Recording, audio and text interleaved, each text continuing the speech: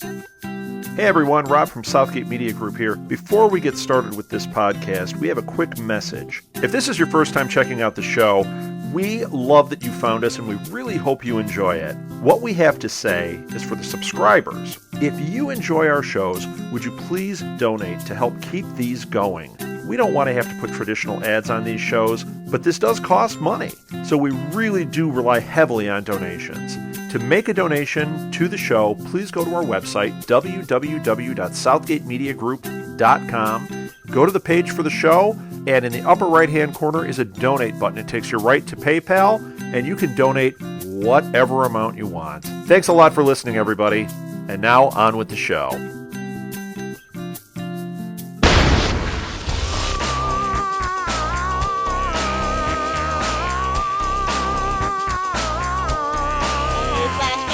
It's Lilith. And Kelly. And we want to welcome you to the Southgate Media Group podcast dedicated to the hit CW show The Flash, starring Grant Gustin singing Summer Lovin'. And Maria Panabaker doing her best. Oh boy. Yep. She didn't even have a bucket. Well, it's time to talk about episode 112, Crazy for You. Yikes.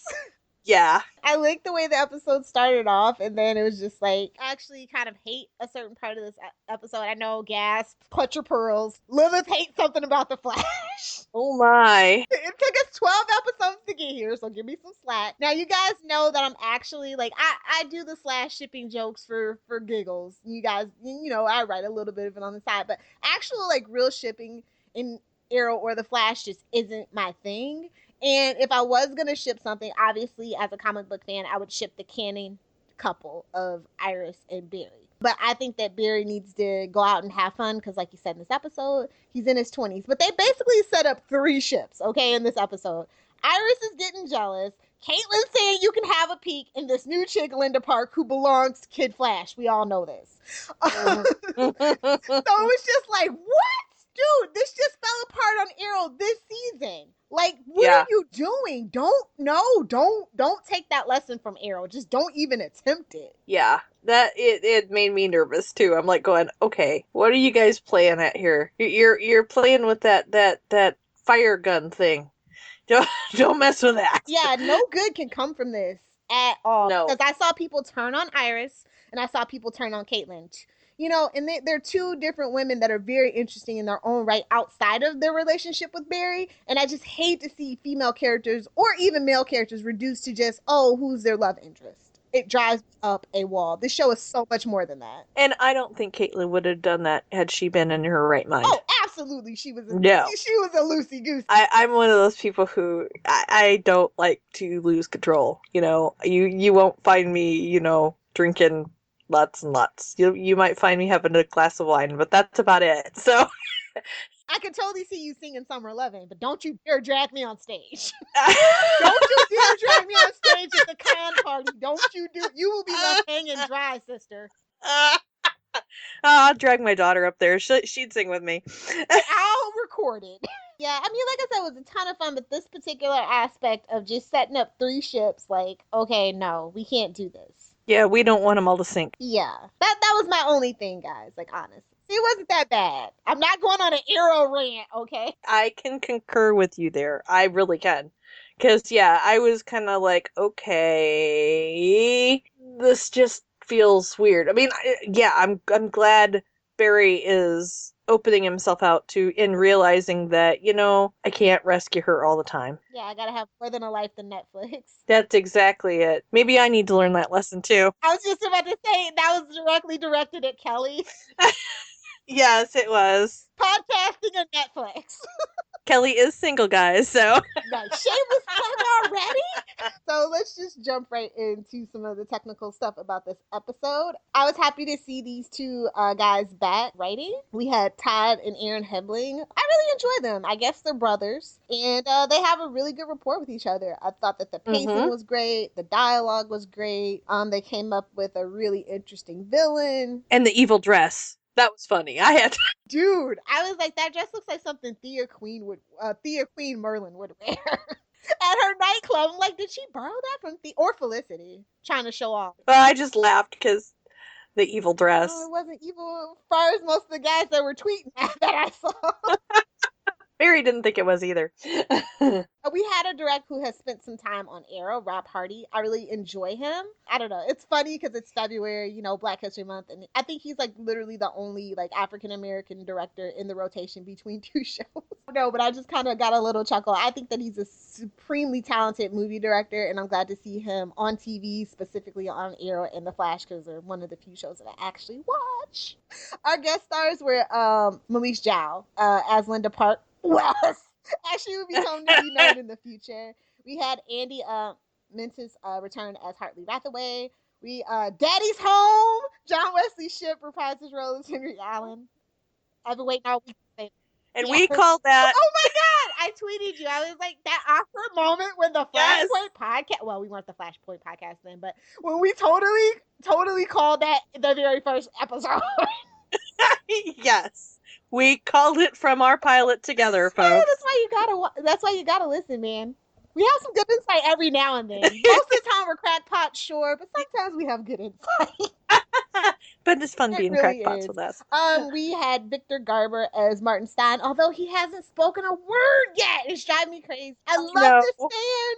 I know. Even though he's almost always evil in everything he's ever been in, I still really love him. Yes, he's awesome. And it's like watching them pour through those that video footage. I'm like going, oh, man. That was a cameo. That wasn't a guest star. That was a cameo. Exactly. And then poor Robbie and Mills reduced to a CGI. A CGI face. Micah Parker as Clay Parker. Then we had Brittany Olford as Shauna Baez, aka Peekaboo. And I was just like, really? Oh, Flash. The villain names are just too ridiculous. But score points for Caitlin getting a name one. Then we had Scott McNeil as Julius, Jeremy Trimble as Marcus Stockheimer, Robbie Amell as Ronnie Raymond in the previously on Flash and the CGI faces we just got done discussing. And then Tom McNeil as Officer Anderson. So, would you like to tell them a little bit about the synopsis? Well, Caitlin decides that she and Barry need to move on from Ronnie and Iris and find new love, so she takes them out for a night at a local karaoke bar, kind of. Well, actually, he ends up calling her, but close enough. Caitlin doesn't have any luck making a love connection, but Barry meets Linda Park, a sports reporter for the Central City Picture News, and asks her out on a date. When Barry tells Iris he has a date, Iris is surprised by her reaction. Meanwhile, Cisco considers Hartley's dangerous offer, and the team searches for Shauna, a metahuman with teleportation powers, who just busted her boyfriend Clay out of Iron Heights. When Henry snoops around in an attempt to help Joe and Barry solve the crime, he ends up on at the infirmary after getting roughed up by inmates. I was like, Barry channeled his inner Batman at that point. And I loved it. I have problems with it, but I did love it. Like, I can understand it. So let's just get into the breakdown of this episode. We open this episode with Barry using his newly found overdrive powers to save a couple. That was pretty cool. Although, the more I kept thinking about it, I'm like, okay, gas tank wouldn't make that big of an explosion, but it's TV. Me too, but it's TV. It's TV and movies. It's gonna blow. It always blows. It's the Flash. If it's not like a time is of the essence situation, why are we even using him? Right. Kind of thing. But they thanked him. Yeah, that was really cool. And they saw him. Yes, and they called him the Flash. It was just so cute. And now we know this is gonna blow up and turn to sour grapes eventually, but I'm enjoying the city embracing him right now. Yes. I thought it was a little too soon for it, but I mean, I guess they're really about to kick things into gear as we see with the post-credit scene. I was just like, So I kind of get why we're kind of really accelerating the timeline. See what I did there?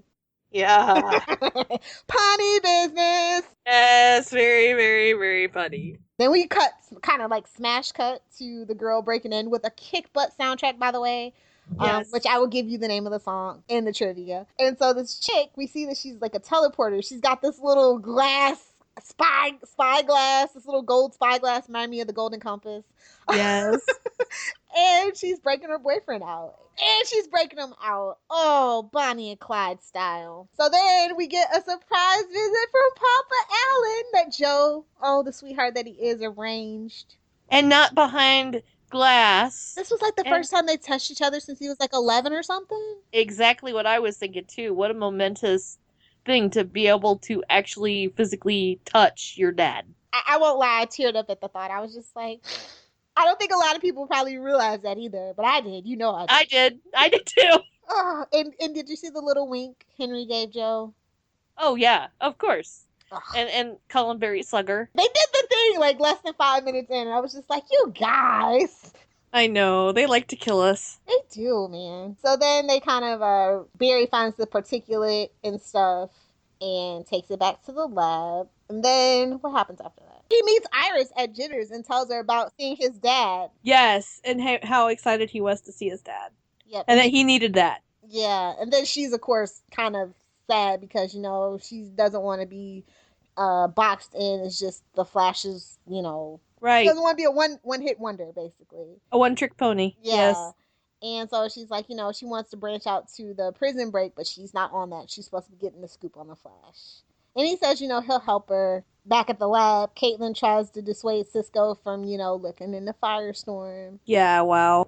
Yeah. And he accuses her of not having a life and that she needs to move on. I get why Cisco is so caught up in this. He feels so guilty, and he's carried it around for so long. Oh, which we'll get to in that scene. But Yes. it's kind of weird because we knew that he locked him in.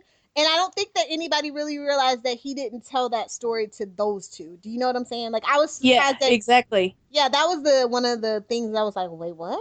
Well, how would Ronnie have locked himself in there? I mean, I don't even know that they knew he was locked in. Like, he just didn't get out of the tunnel in time. Not that it was locked. I mean, So, then he heads down to, they Dr. Wells and Caitlin start doing something. And he's like, yeah, I'll catch up, guys. And he sneaks down to see Hartley in the pipeline. And, he's like, no, I do know. And, so he's teasing him. And Cisco's like, I think you're full of crap, and leaves again. He's like, your curiosity is going to get the best of you. And, he was right. Yep. I think that's when they get that robbery call, and they see that it's Shauna and Clay making off with those 2 sacks of cash. And she's like, I heard you were fast, but you catch me if you can kind of situation. They play that cat and mouse thing, and he grabs her very quickly, but then she steps on his foot, and the whole chase goes to hell in a handbasket because, let's be honest, we're less than 15 minutes in at this point. Is he really going to catch the villain? No.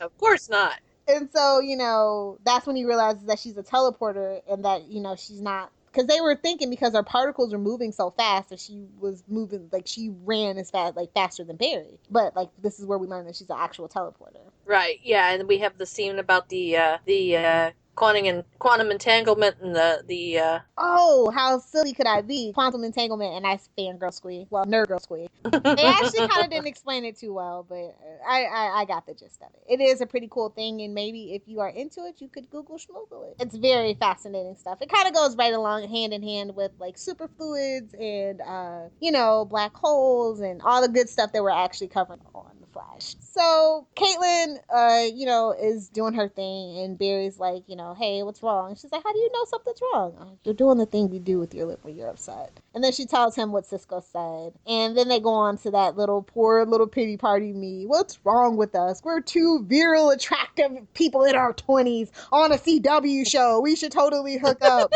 Was the pretense and the subtext of that freaking conversation is what I felt like. Yeah, kind of. And then that's when Cisco kind of slinks off and decides to break Hartley out, and Hartley shows him the bomb shadow. And, Cisco still thinks he's playing with him, and he's like, all right, you're going back in your cage. And then Hartley tries to kick his butt, but surprise, surprise, Cisco got moves of his own. Mm-hmm. And he really gave it to him, too. And then he whips out the coup d'etat. He messed with the frequency in his cochlear implants, and it was very painful, obviously. Yes. And I love seeing that smug son of a gun put in his place. But then he's like, well, okay, you got me, but hey, I'm going to show you, but you have to take these cuffs off me, because guess what? We're sneaking into a police department. Mm-hmm. Although we didn't know that's where they were going. So after that, Barry kind of goes over to Iris, and she's having dinner with Eddie's mom, and he's just like, ugh. Okay, what can I do now? And so he calls Caitlin to see if he can do some superhero reconnaissance work. And Instead And instead they end up singing karaoke. Yeah, exactly. She goes, she's like, I'll come with you. And so off they go. So yeah, I did like that entrance. And, she's like to liquid courage and she starts a tab. But she does it in a way that makes you think she's never done it before because she sounds so awkward. It's so funny. I love the line. I don't always dress like a high school principal. Yes, that was awesome. And so, like, while they're there, she pulls them up on stage and they do their little summer loving that we've been hinting at. And he's really good, she's really bad, but it's just so adorable. And after he gets off stage, she tries to clear his tab up, and Linda Park to the rescue because the bartender was a jerk.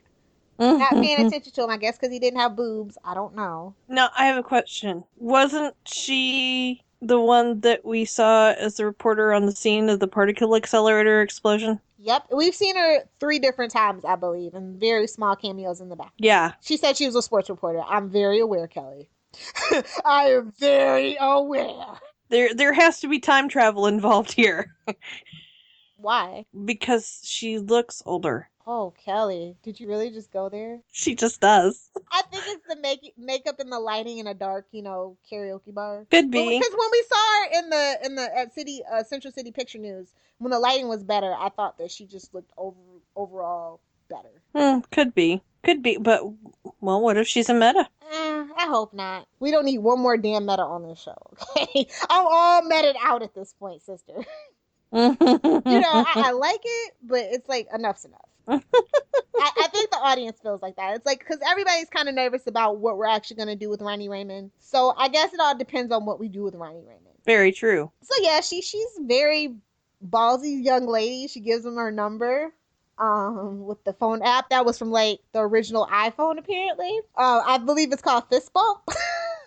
Yeah, it's called Bump. Yeah, the icon's a fist. So yeah, I was just like, oh, that's cool. She's giving him her number and she left the ball in his court. Never do that, ladies. Never do that. Just saying. Guys are forgetful and then you drive yourself crazy. That's right. The next morning they show up at the lab. Barry's drinking coffee and Caitlin looks like run over cat poop. Not really, but she looks like she feels like run over cat poop. She's got the big glasses and a scarf, and she's not in her usual like business suit and kitten heels. She's in some comfy. She's in comfy gear. Oh no, I skipped over it. She pukes, and he speeds away, takes her home, and vodka and super speed don't go together. I could have told you that. Don't. But hey, at least nobody's on fire, right? And then, so yeah, they have that cute little scene where she's like, you're always saving people, but sometimes you need saving too. You need to call that girl. Stop pining after Iris. That whole situation. And help me out of this evil dress. and stay with me until I fall asleep. And that was really cute and sweet. And I know that fueled the fanfic fires like nobody's business. I'm sure. Then after that, they arrive at there, and then Dr. Wells is like, Cisco has something to tell you. And I'm like, what? Are they his parents? Is this a parent-teacher conference? Yeah, pretty close. But it almost looked like an interrogation, because here he is kind of in the spotlight. But bruh, Dr. Wells wasn't even mad about the Hartley escape. No. So it's just like, I don't know, it's weird. But then it led to the revelation that, he'd been hanging on to the fact that he thought he killed Ronnie this whole time. And, he still kind of feels responsible for whatever he's become. And, I thought Caitlin was going to just like react badly for just like a second.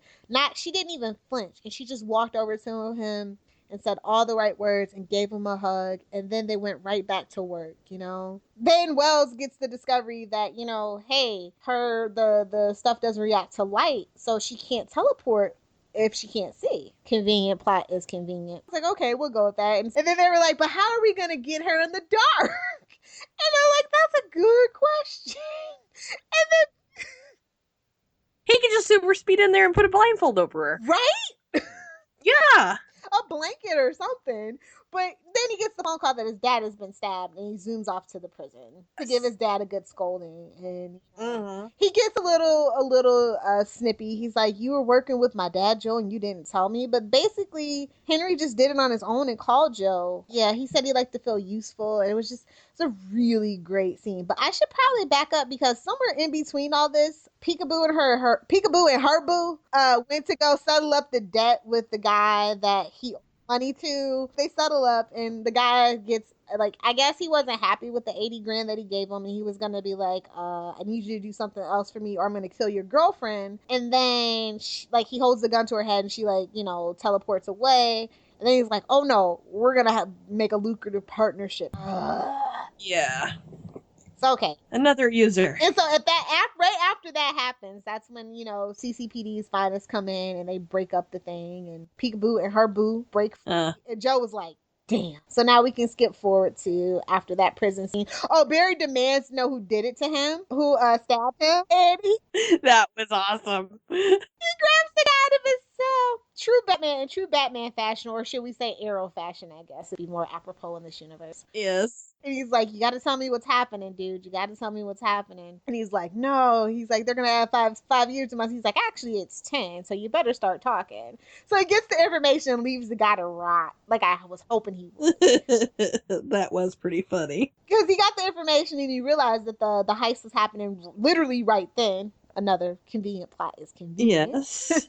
But he does speed off after they got the money out of the arms truck. I'm just saying, if I could do it, and I was broke, maybe. Thought it was pretty cool. Just saying, not trying to condone anything. But she blew a kiss at the guy that was driving. They were just all stunned, like, "Wait, what?" Yeah. Raggy? That was great. The Flash takes off after them, and she thinks she can handle him, so she teleports out of the car. They get into another fight. She kicks a dude to get away. She kicks a dude that was just randomly standing on like a little, what was that, little platform or whatever. It's just convenient plots everywhere is the thing that drove me crazy.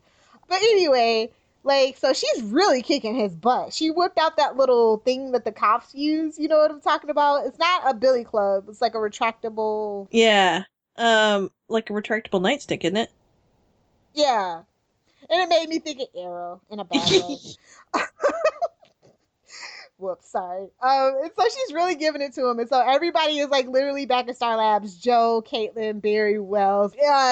Destroy her field of vision. Make it so she can't see. And so Barry's like, "Oh yeah, like you told me before." Yeah, sure. And so he goes racing down the tunnel, breaking out all the lights, and he breaks the car light. And when the car stops, she's still there because she can't see, but her boyfriend is not. Nice guy. I was just like, well, he did not answer your question that he would break you out. That's right. You should have known something. Oh yeah, they throw her in the pipeline, and they have that little conversation about how Cisco's not ever gonna let somebody dangerous come out again. And she can't get out because it's one-way glass, like mirrored glass, so she can't see out. So then we cut to the next day, and Barry is at Central City Picture News. Oh, I hate that name. And he sees Iris, but guess what? He's not there to see Iris. He's there to see Linda, to go on a lunch date. Fellas, if you're listening, I don't care how busy your lady friend is. If it's a lunch date, no. Unless it's a Saturday or a Sunday and it's brunch, don't do it. Don't do it. Be preoccupied about work anyway. Exactly, because you have to get back. I'm just saying, if you want to get lucky, any possibility of getting lucky, make sure it's a dinner date. Just that's Lilith's tip for the fellas. Anyway, after his date, we see Barry go back to Iron Heights, and he's visiting his dad. And guess what Henry has? He has a newspaper. Oh no, wait! Did he go see Iris after or before this? I can't remember. I get him out of line in my head sometimes too. We'll just say before I think it was before, because that's the exact picture that they used in the newspaper. Yeah. So before he goes to Iron Heights, we see him go zip by to talk to Iris and hand her the news story about the prison break. And he goes, I need help finding the guy that got away. And she snaps a picture of the Flash. Now I call shenanigans on this too. Yeah. Oh, you think you're fast? I'm fast too. And I'm like, your shutter speed isn't that fast. Thank you. Oh, convenient plot point is convenient to them. Yes. I was just like, I'm just gonna let this go. Yeah. So back to the sweet scene with Barry and his father, and he has the newspaper. And as we predicted, literally the time that he saved Joe, once again, I was like, oh, Papa knows. Yes. Papa knows. Papa knows and Papa's proud. Yes. It was great. Like, they had that conversation, and Barry's like, don't you think you'd be the first person to know? And he's like, well, if the Flash was my son. Another great theoretical conversation. It was great. Yeah, that conversation was fantastic. And that was like the last scene of the episode, and then the post credit. Oh my gosh, Rod lives. Yes, and we actually saw it, and the graphics were pretty damn good. Yes, they were. And I was thinking, okay, where are their gas sensors? And poor Kelly can't get away from work. Well, you know how this world is. Everybody's trying to cut a corner, Kelly. yeah, but that could kill you, because the problem is sewer gases and stuff like that. There's no odor to a lot of them. So well, Kelly, write them a letter and tell them they're in violation. That you need to be their safety in a consultant. confined space, you have to wear a gas detection monitor. Oh, look! Kelly's joined in on the nitpicky. Yes. On the nitpicky train. Well, just, if you don't want your people to drop dead, it's a good thing. They were going to be lunch That's anyway. true. They're going to be banana snack, Maybe they knew. They were like, yeah, it's something down there. Don't send them down with the good equipment. Give them the crap. Send the minions down there. Exactly. So that was really great. I wasn't expecting it. Of course, I was a little disappointed. I Grad's not really personally my thing. I know that's a really big thing in the comic book fandom, but it's not personally my thing. I want to get back to this damn man in the yellow suit thing. I want to get to time travel. Grad go after the guy in the yellow suit. Or will he return to Dr. Wells? Since they had a rapport before. Oh, speaking of which, guess who's coming back in this next episode? Who's that? Clancy Brown is General Eiling. Oh. Uh-huh. Oh. Mm-hmm. That just made me think, because in the flashback when he was working with him, we see. I think that's pretty cool. I don't know. So that's a thin link, I guess, is the way that I can justify it then. Very interesting. I did not realize he was coming back. Well, when Jason said that the military took their stuff, I'm like, yeah, obviously. Yeah. And so now that Ronnie's kind of resurfaced and is kind of making a buzz, it would kind of make sense. Yeah, that's true. But I didn't notice that until I saw the guest stars, and I'm like, oh. They don't mention in the synopsis or anything, so whoops, spoiler alert. But I think that's really cool. I love Clancy Brown, and I love to hate General Eiling. Yes. So. Yes, and it's always good to have characters you love to hate. It's always good for Wells to have another antagonist. That's right. Pretty much the breakdown. What did you get for the theme of this episode?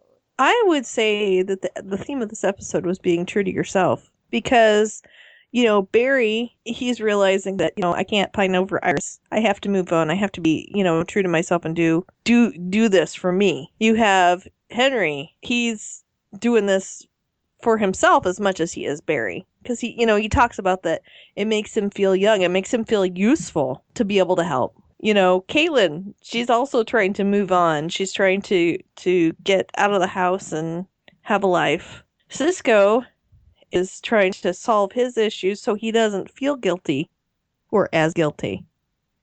So he's trying to be true to himself and to solve this mystery so he can deal with his guilt. For me, I got wearing your heart on your sleeve. This was a lot of people are bearing their emotional baggage. Do you know what I'm saying? Very true. I like that theme a lot, and I think it's a lot of hurt and pain in the show, but it makes sense, and it's not just needless drama and man pain for the sake of it. And I think that's why I really enjoy it. It really adds to the pathos of the show, right? As opposed to distract from it on certain other shows. So. I enjoy it. And I think that to have a fully formed, fleshed out character, you need to have the gambit of emotions. And they literally give it to us every single episode. Yes, they do. They do. I don't know how they do it. I mean, they find time for humor, tear-jerking moments, serious plot movement. I literally don't know how they do it. A very good writing staff. And a showrunner showrunner who knows where they want to go. Strong vision. Yep. Unlike some other show. If you read my review for Yeah, Arrow, yeah, I did. it's weird because a lot of them are the same writers and it's the exact same executive producers. It bugs me so much, like how much I'm so in love with the Flash, but yet like every week, like I get hopeful for Arrow. I'm like, it's the same people. Yeah, I know. And it's aggravating because of how much I have loved Arrow. And it's just aggravating to see it being aimless. But Let's talk about the villain. I think that the villain is we went back to having a flimsy villain. We're back to like the first 3 episodes. he was a cutesy villain. I know, but it was flimsy. Like, okay, her only motivation was her boyfriend. I think that that's cheesy and lame. Yeah. And you know how I feel about characters being defined by their love interest. And this is the quintessential reason why. She was very one-dimensional. She didn't even have that many lines. So it was just like, it was a cool power, don't get me wrong, but the villain I liked her moxie, too. I loved her introduction. Like, that was kick butt. And I'm like, oh, she's just obsessed with her boyfriend. Okay. Yeah, exactly. That was the frustrating part. Maybe she'll break out on the Rogue's Revenge or something. I mean, Hartley got away. So I want to talk about the music. Oh, we had Get Some by Likey Lee. That's the song that Shauna is breaking into Iron Heights to. It's an awesome song, cool. Really cool video. Google schmoogle it. Likey is spelled Lykkeli. Awesome song, great bass line. Love it. I had that song. I was like, oh, they're playing one of my favorite songs.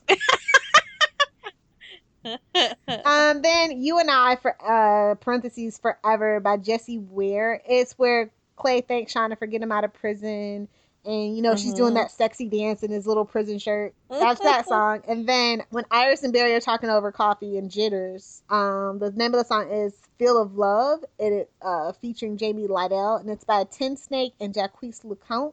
And somebody's talking about their preachers. Never heard of this song. That's when Linda helps Barry get the bartender's attention. And the karaoke songs. I know you know these, Kelly. Summer 11. And? I don't think I paid attention to the other one. Working for the Weekend. Oh, I didn't even hear that one. But yeah, I know that song. It.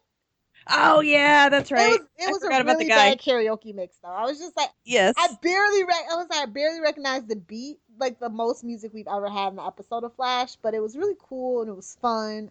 I like when they get playful, but, I missed the scoring. Yes. Blake Neely, we missed you.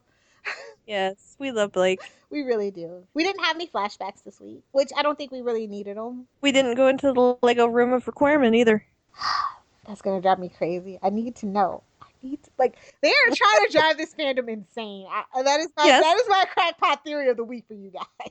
Oh, I want to talk about the ratings. We had a 1.3 in the demo, which was still, I think the highest on the CW this week. We had 3,600,000 people watching. We're down in viewership just a little bit, but we're only down and the demo is still average. It ranges between 1.3 to 1.5, but this show trends older. What was the grade for you? I would say this one's probably going to get a B- for me. Kelly, me too!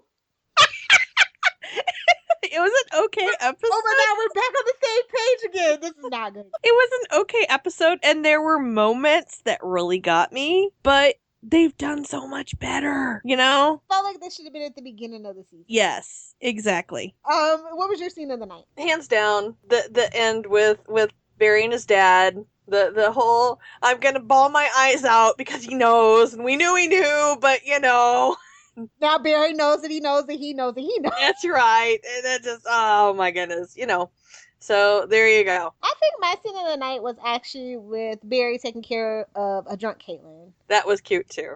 I like seeing her guard down. I like seeing her tipsy and funny. And, actually, like I said, wearing her heart on her sleeve, she sees that Barry is, obsessing about Iris and that, he's a hero and he does need to have a life outside of that stuff. Mm-hmm.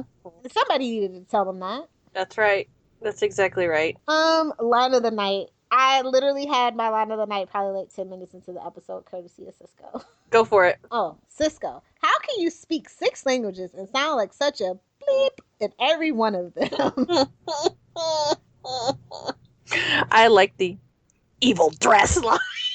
My favorite mini soliloquy comes courtesy of Papa Allen, obviously. You know, Barry goes, Dad, if I was the Flash, don't you think he'd be the first to know about it? Henry, yeah, well, if the Flash was my son, I'd tell him a few things. First off, I'd tell him it's a dangerous world, so be careful. Then I'd tell him he's a hero and he's saving a lot of lives. But most important thing for him to know, how I feel, is that his father's proud of him. The look on his face through that whole thing. They are so good together. Oh my heavens. They play so well with each other. They're almost the same person, I swear. They have so much in common, it's ridiculous. Yes. Yeah. I just want to free Henry Allen so we can get more of that, so we can get John Wesley Shipp as a regular. Just for like half a season even, I would settle for. That would be pretty doggone cool. And then he gets to go back into Barry saves his mom in a different alternate universe, and he sends him back there to be with his mom, something like that. I think that would be cool. That would be very cool.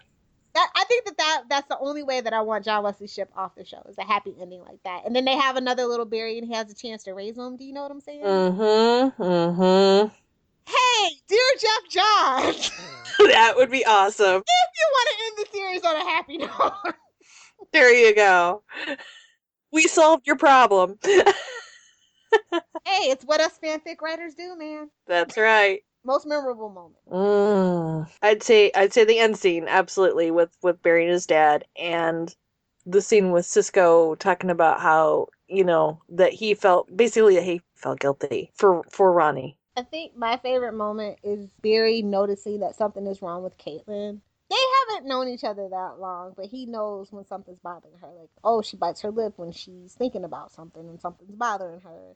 But a lot of people aren't that observant. Yeah, that's very true. And a lot of people are so busy that they're not that observant. They let life, and it happens to all of us. Oh, yeah. Life gets in the way and we don't realize. I just thought that was really sweet. Like, yeah, they spend a lot of time, but he's literally always running at a mile a minute. You know what I mean? Mm-hmm. So for him to take the time and notice these little things about everybody else is just really great. And just another little layer to Barry. Character of the night. I'll let you go first this time. This is a really hard one. Because, like, think about it. All my faves were in the background. Eddie was in the background. Iris was in the background. Dr. Wells was in the background. Mm-hmm. I guess I'm going to can't give it to Cisco one more time. I just can't do it. I can't bring myself to do it 3 in a row. But I'm going to do it. Screw it. I thought that we had another really cool look at Cisco this episode. Mm-hmm. We absolutely did. He was off on his own doing his own thing. He wasn't overshadowed by everybody else in the lab, and I think that's probably why I just really liked it. And he handled himself with Hartley up to a point. Mm-hmm. I can get that. I would say for me, I'm gonna give it to Henry. Woo! Playing favorites, are we? I'm teasing. He did a good job. I thought it was great that, here he is. He's in jail. But yeah, he's looking out for his kid. Really looking out for his kid. And even though, he gets beat up and stabbed and everything else, he's going to do what he needs to do for his kid. Like I said, we have to have more Papa Allen around. That's all. Yes. Actually, you know what, that idea that I just pitched? I want that to be the spinoff. Just like webisodes, just 10 minutes. What's Baby Barry doing? That would be cool, actually. That would be really cool. I'm saying, the seed is always looking for profitable ideas. You can have that free of charge, dude. What was the best action?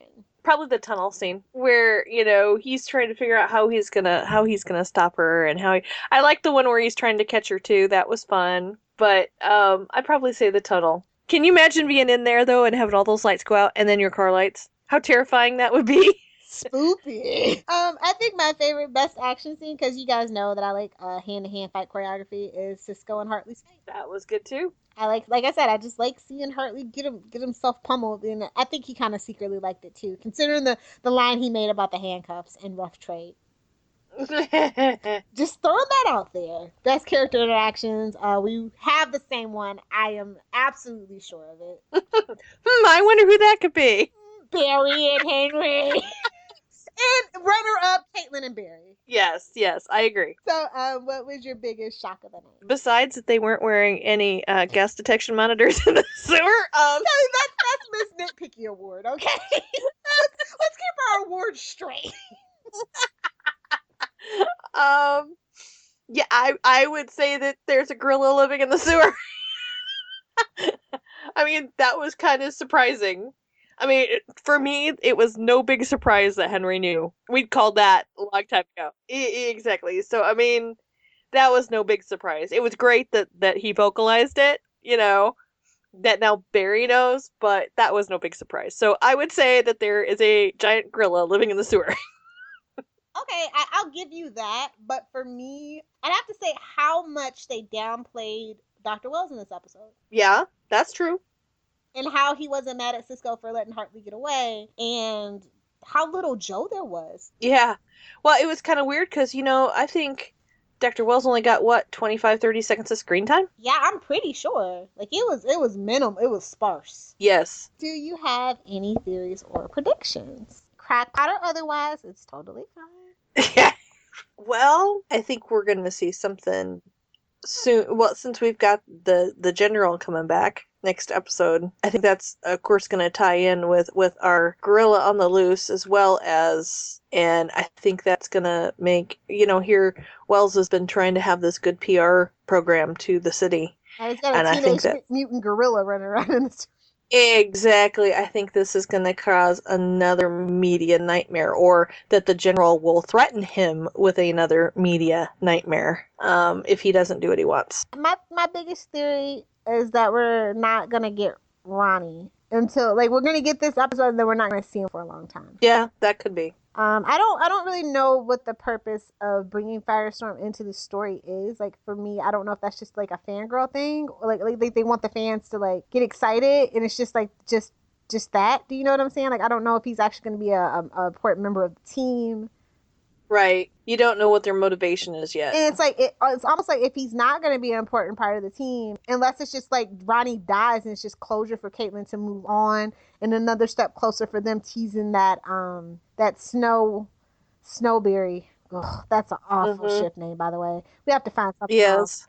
But yeah, the Snowberry relationship, I don't know. Time will tell, I guess. But yeah, that's my biggest, we're going to see Ronnie, either he's not going to be as big of an important thing as everybody thinks he is, or he is. And I don't really think that's the route we're going, because we really don't have time for it. Right. Because we already have a possible Adam spinoff in the works, and I don't think that they can do Adam and Firestorm in the same pilot season. Yeah, that would be really difficult. Because we have Titans coming up, and we also have Preachers getting greenlit, premiering in the summer, which is another DC property, So we have a ton of DC stuff on TV, and we have the Vixen stuff on Seed. So unless the stuff's going to Seed or cable, there's just no room on network TV for another DC spinoff. That would be a lot of DC TV. I mean, we've already got a lot. I think that they didn't think that the Atom was going to be as big a success as he was on Arrow. And now they're kind of getting the go-ahead for Atom spinoff. They're going to,